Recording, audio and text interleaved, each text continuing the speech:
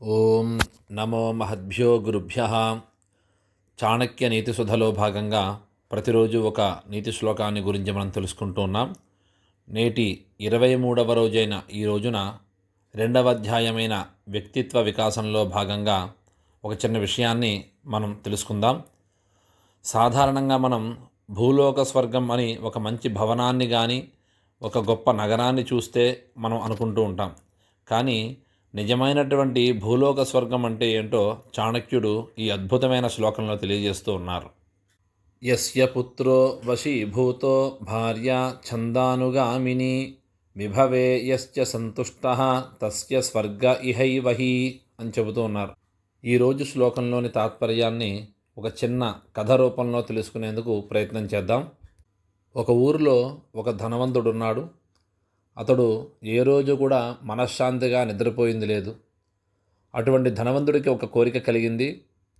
ఇక్కడ ఎలాగూ మనశ్శాంతి లేదు, కనీసం స్వర్గానికి వెళ్తే మనశ్శాంతి లభిస్తుందేమో అని ఒక ఋషి దగ్గరకు వెళ్ళి, నేను బ్రతికి ఉండగానే నాకు స్వర్గాన్ని చూడాలనేటువంటి కోరిక కలిగింది, నా కోరికను మన్నించి తీర్చవలసిందని చెప్పి అడిగాడు.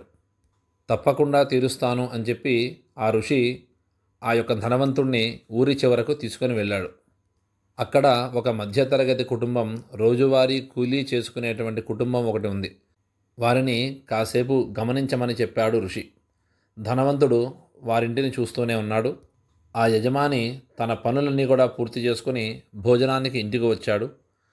రాగానే తన కొడుకు మంచినీళ్ళ గ్లాసు తీసుకొని తండ్రికి ఇచ్చి సేద తీరమని చెప్పాడు. తిరిగి తన తండ్రి ఏ పని చెబుతాడా అని చేయడానికి సిద్ధంగా ఉన్నాడు ఆ కొడుకు. ఎంతో గౌరవంగా మాట్లాడుతూ ఉన్నాడు. కాసేపటికి భార్య వచ్చింది.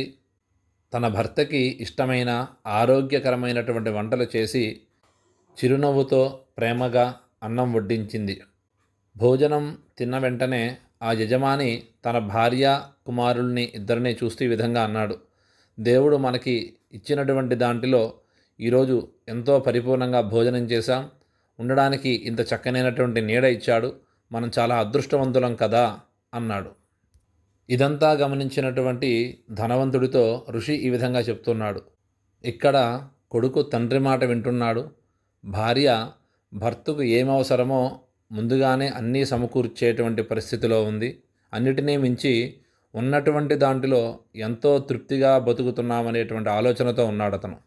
ఈ మూడు ఏ గృహంలో అయితే ఉంటాయో అది సాక్షాత్తు స్వర్గంతో సమానము, వేరే స్వర్గం గురించి ఆలోచించవలసిన అవసరం లేదని చాణక్యుడు ఎంతో అద్భుతంగా తెలియజేశారు. స్వస్తి.